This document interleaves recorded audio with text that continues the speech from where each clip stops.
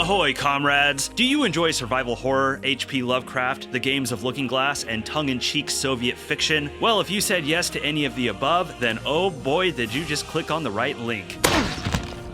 Developed and published by Raphael Bossniak, Sonar Shock is a horror dungeon crawler / immersive sim, a tribute to classic titles like System Shock, set aboard a haunted Soviet submarine, teeming with unspeakable horrors and quite a few laughs. Sonar Shock's developer was kind enough to send me a copy some weeks back. A big thank you to them, and ever since I've been devouring it. And today I'm excited to let you know what I think about it. So without wasting any more time, let's grab some vodka, slide in a new clip, and make Lenin proud. Сегодня наступает день, когда Союз меняется. Это перегрузка для S1 утопия.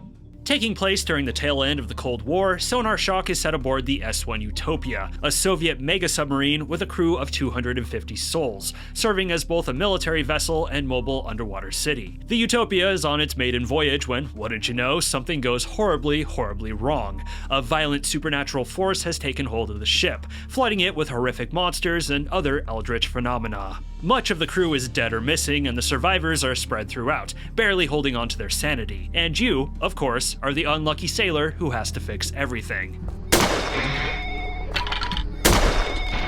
Sonar Shock is refreshing in that it's a captivating horror game that doesn't take itself too seriously. Oh, it's an absolute creep fest for sure. I'd be lying if I said there weren't moments that made me jump or go, "What the hell is that?" out loud. But it also isn't shy about trying to make you laugh, with silly characters spewing goofy dialogue, or tongue-in-cheek references to the Soviet Union. In fact, a prime example of Sonar Shock's lightheartedness is that for whatever reason, Sherlock Holmes and Watson are reoccurring characters who give you mysteries to solve.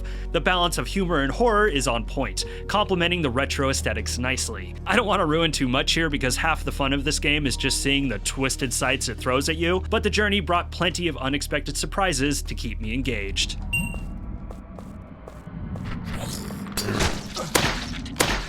In terms of gameplay, I would describe Sonar Shock as a Looking Glass-like, as it borrows many elements from System Shock, Ultima Underworld, and to a lesser degree, Thief. Players will explore the darkened, non-linear floors of the Utopia, completing quests and side quests, and using a variety of Soviet-era weaponry to defend themselves. Players will have numerous options in how they can complete missions, with multiple pathways to uncover, various means of doling out pain, and some choices that will affect the narrative. The game features a straightforward but powerful RPG system that most ImSim and RPG fans should easily grasp. Killing monsters, completing quests, and reading books earn skill points that can be funneled into various stats, like strength, agility, hacking, weaponry, etc., with the level of these stats dictating which weapons and abilities can be used, and affecting where the player can go on the ship. You begin the game by building out your character, selecting 3 perks from a decent-sized selection, giving the possibility of various stat bonuses as well as abilities like being able to scavenge more bullets, gaining extra HP from eating food, or extra HP from cannibalism. I wouldn't go into it expecting the kind of depth you would see in, say, a Fallout New Vegas, but it does add some good replay value and will certainly influence how players go about the adventure. Now, it's not so much that Sonar Shock looks like an old Looking Glass game, it also plays like one too. Old school warts and all. The original System Shock's control scheme is somewhat infamous for its complexity and learning curve, at least for us younger gamers who came to it late, and Sonar Shock embraces it, with some streamlining. Right off the bat, you'll realize there is no strafing. Movement is strictly left, right, forwards, and backwards. There's also no looking up and down. Your view is locked to the horizontal plane, and your independent cursor is used for all shooting and interaction. On the bottom left are various menu tabs for your inventory, arsenal, psionic abilities, current objectives, map, and of course, the options menu. Something more or less lifted straight from System Shock. And there are no hotkeys applied to them. You interact strictly with your mouse. Oh, but what might really make a contemporary gamer cringe is the reloading. Reloading is done by dragging a new clip to your gun. That's right, physically, so to speak, dragging with the mouse. And sometimes you have to use the mouse to pull the slide, lever, pump, etc. For me, it was a mechanic I loved and hated all at once. On one hand, it's a beautiful example of survival horror mechanics, where limiting my actions created a lot of tension and scares. And I will say, frantically trying to reload while in danger was exciting. But on the other hand, it also drove me nuts, especially early on. I died many a times fumbling with my clicks or not pulling a slide back hard enough. Over time, I got a hang of the system though, and really it just geared me towards playing a little more cautious and strategic, which was good for the experience. But like I said, this is a love it or hate it mechanic, and it really takes a certain kind of gamer to tolerate it. Another aspect that might turn off some players is that saving is limited, only done by collecting save disks hidden all over the Utopia. Think of them like Resident Evil's ink ribbons, except you don't need the typewriter. Seeing as Sonar Shock's difficulty can be unforgiving, especially early on, this can painfully lead to lost progress and repeating sections over and over. However, if a player truly hates this, there is the option to turn on unlimited saves in the option menu. Along with weapons, players can also use psi powers. Psi powers are found throughout the Utopia, scribbled on chalkboards, and afford offensive and defensive abilities, like setting enemies on fire, healing yourself, and elaborate ones like spawning a ghost buddy to help you. The cost of using psi powers is, well, your sanity. If you're being liberal with your psi powers and let your sanity dip too low, things start getting weird. Very weird. Creatively weird. I honestly don't want to spoil anything with the sanity effects because the surprise of them is one of the best parts of this game. But what I'll say is, you know when you hear a game has sanity effects and you hope they're like the ones from a certain GameCube classic? Yeah, they're like that, maybe even crazier. And if you have no idea what I'm talking about, don't worry about it. Play this game and go ham with the psi powers. Trust me, you'll have fun.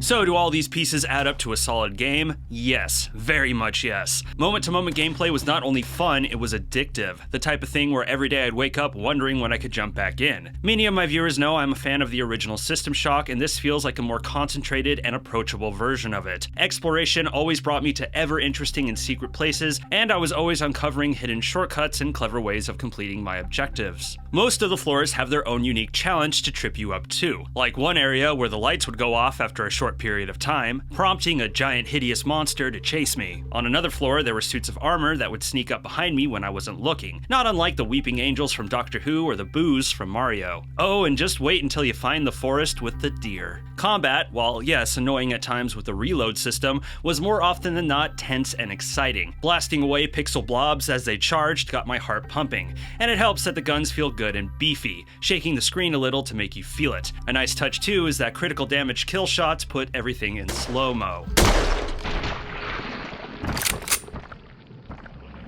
Something to mention too is that you can only carry 2 weapons at a time, a light and a heavy, with the third being your melee. This definitely brought about some tough choices where I had to set down a reliable damage dealer for something more suitable to the situation, but it also eliminated the fuss of having to manage my inventory, something that dragged down the pace of the original System Shock.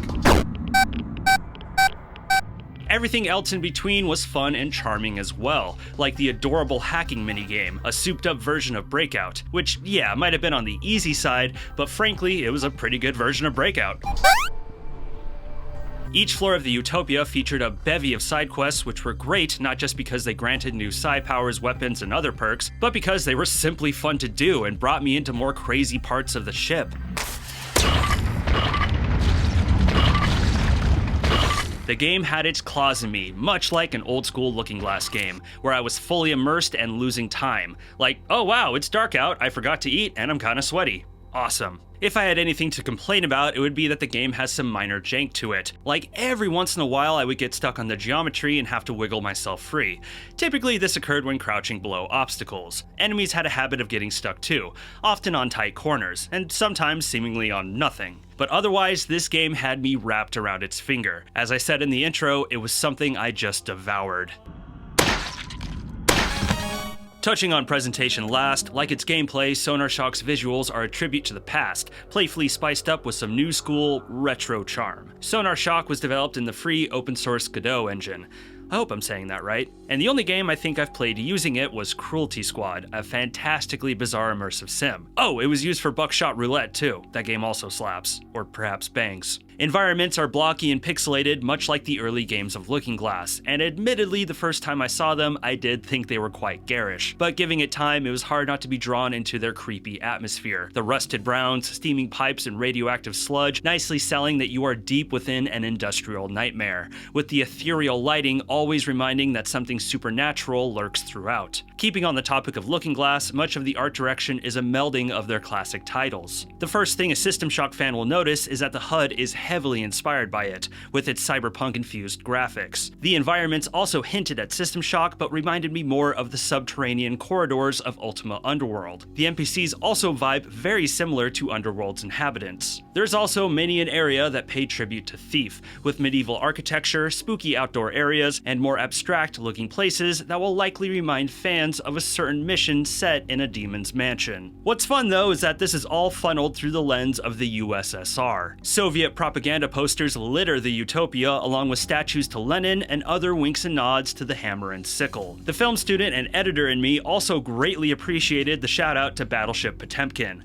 Sergei Eisenstein, baby! I really like the sprite work too. NPCs, while technically simplistic, have just the right amount of detail and animation to have their personalities come across. Enemies range from humorously creepy to outright creepy, with some rendered to have a more three-dimensional look, not too dissimilar from Shodan's children on Citadel Station. And the menu screens I think deserve some praise. The before-mentioned hacking minigame is well drawn and very cute, and the game over screen has a Game Boy aesthetic with a hand rising from the earth if you choose to continue, which I thought was pretty funny.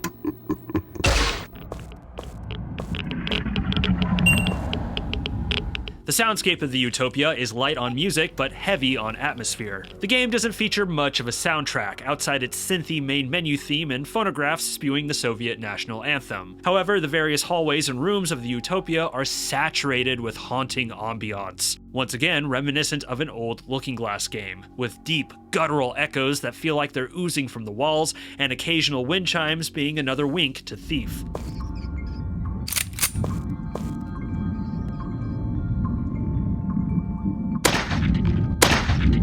It's the right kind of creepy for this kind of experience. Gameplay actions like shooting and footsteps have a low-quality crunch to them, perfect for the retro feel, although monster noises left something to be desired. Beasts make wimpy, squishy noises that lose their spooky factor quickly, and humanoid foes aren't much better.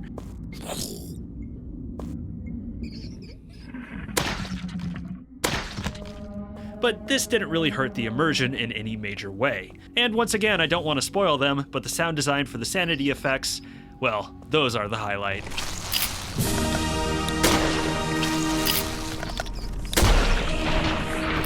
Sonar Shock is a gem, one of my favorite surprises of 2024. A delightful tribute that is a fantastic game in its own right. Addictive, spooky, and hilarious. It's not going to be everyone's Moscow Mule. Its old-school gameplay sensibilities, slower pace, and unforgiving nature might turn off those hungry for a more fast-paced shooter experience. However, for those who love imsims, survival horror, and of course grew up with games like Ultima Underworld and System Shock, I can't recommend Sonar Shock enough. And if you're not a gamer who's in those crowds but thinks this looks cool, I'd say give it a shot. It's only $8 on Steam. And that's it for me today. What are your thoughts on Sonar Shock? Be sure to let me know down in the comments. If you enjoyed the video, please be sure to like, subscribe, share, and smack that bell. If you want to come say hi, my Discord is linked below along with my affiliate links. I'm Kirk, and thank you for watching this video. Stay safe out there.